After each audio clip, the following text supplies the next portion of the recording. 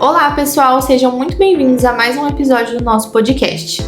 Eu sou a Eloá e hoje vamos falar sobre um tema que parece complicado, mas que está transformando a forma como cuidamos da saúde: os biomarcadores celulares. Olá, e eu sou a Adriele. Pensa nos biomarcadores como detetives microscópicos. Eles revelam o que está acontecendo dentro do nosso corpo, mesmo antes de qualquer sintomas aparecer. Para explicar tudo isso de um jeito simples e direto, a gente convidou 3 especialistas, a Tami, Beatriz e o Lucas, que vão nos ajudar a entender como esses detetives estão mudando a medicina. Oi pessoal, eu sou a Tami e é um prazer estar aqui. Eu vou começar explicando o que são os biomarcadores e por que eles são tão importantes. Olá, eu sou a Beatriz e eu vou trazer exemplos práticos, principalmente no câncer de mama, onde os biomarcadores mudaram completamente o tratamento. Eu sou o Lucas e eu fico com a parte do futuro, falando sobre o papel da inteligência artificial e do aprendizado de máquina nesse avanço da biomedicina. Para começar do básico, Tami, o que exatamente são os biomarcadores? Um biomarcador é um indicador biológico mensurável. É algo que podemos detectar no corpo para entender o que está acontecendo. Pode ser uma molécula, um gene, uma proteína ou até mesmo uma célula. Eles funcionam como uma luz de alerta, mostrando se há alguma doença, se ela está piorando ou se o tratamento está funcionando. Então, eles servem para diagnosticar doenças? Sim, mas eles vão além disso. Eles também ajudam a prever a evolução da doença e indicar qual tratamento vai funcionar melhor. Os biomarcadores, eles se dividem em 3 tipos: diagnósticos, que identificam a doença. Então, por exemplo, a glicose alta, ela indica diabetes. Prognósticos, que mostram se a doença vai evoluir de uma forma leve ou grave. E preditivos, que indicam se um tratamento específico vai dar certo para aquele paciente. Ou seja, eles são sensores do corpo humano. Isso mesmo, exatamente. Eles são a base de uma medicina mais precisa e personalizada. E Tami, quando a gente fala biomarcadores celulares, o que muda exatamente? Boa pergunta, Adriele. Os biomarcadores celulares são aqueles encontrados diretamente nas células, então revelando mudanças sutis que acontecem nelas. Por exemplo, podemos observar alterações em proteínas da membrana, no DNA ou na expressão gênica. Tudo isso mostra como a célula está funcionando ou se algo deu errado. Então eles mostram o que está acontecendo dentro da célula, tipo, o comportamento dela?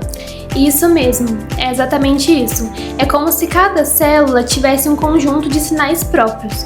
Então, quando um biomarcador indica que uma célula está se dividindo de forma anormal, por exemplo, isso pode ser o primeiro sinal de um câncer. Por isso, eles ajudam tanto no diagnóstico precoce. Tami, então eles só são usados em doenças graves como câncer? Não, Adriele, de forma alguma. Os biomarcadores celulares, eles também são usados em doenças cardiovasculares, autoimunes e neurológicas, e até mesmo em infecções. Por exemplo, certos biomarcadores podem indicar inflamação celular, estresse oxidativo ou até envelhecimento precoce das células.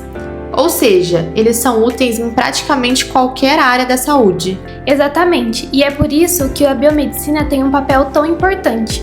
Nós estudamos esses marcadores, validamos os testes e transformamos esses dados em diagnósticos confiáveis.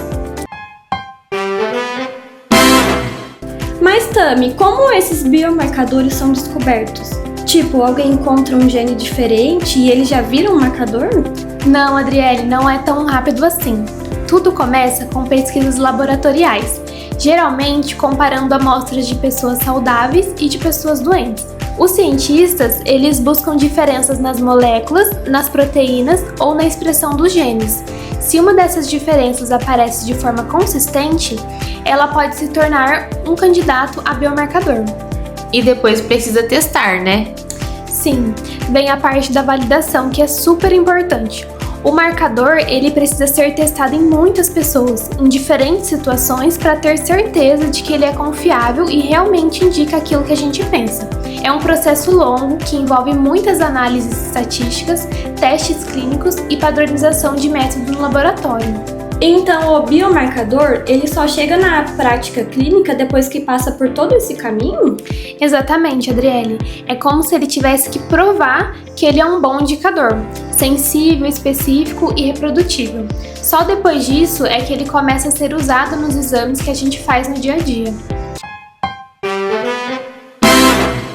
Ou seja, além de ajudar os pacientes, os biomarcadores também abriram um campo enorme para a pesquisa biomédica. Com certeza. E é justamente isso que liga o laboratório à prática clínica. Entender esses sinais biológicos é o que torna a medicina personalizada possível. E na prática, Tami, por que esses detetives moleculares são tão importantes para a biomedicina? Porque eles mudaram completamente a forma de diagnosticar e tratar as doenças. Hoje nós conseguimos detectar alterações antes dos sintomas aparecerem, entender melhor o comportamento das doenças e escolher o tratamento sob medida. Isso é o que nós chamamos de medicina personalizada. Que é quando o tratamento é feito com base nas características de cada paciente, certo? Isso mesmo, Eloá. Em vez de aplicar o mesmo tratamento em todos, a gente analisa o perfil molecular da doença. É como descobrir o RG de cada tumor, por exemplo. E é justamente aí que entram os exemplos práticos. O câncer de mama é um ótimo caso de como os biomarcadores revolucionaram o tratamento. Beatriz, conta pra gente como os biomarcadores são usados no câncer de mama. O câncer de mama é uma das doenças mais estudadas e tem vários biomarcadores que ajudam a decidir o tratamento ideal.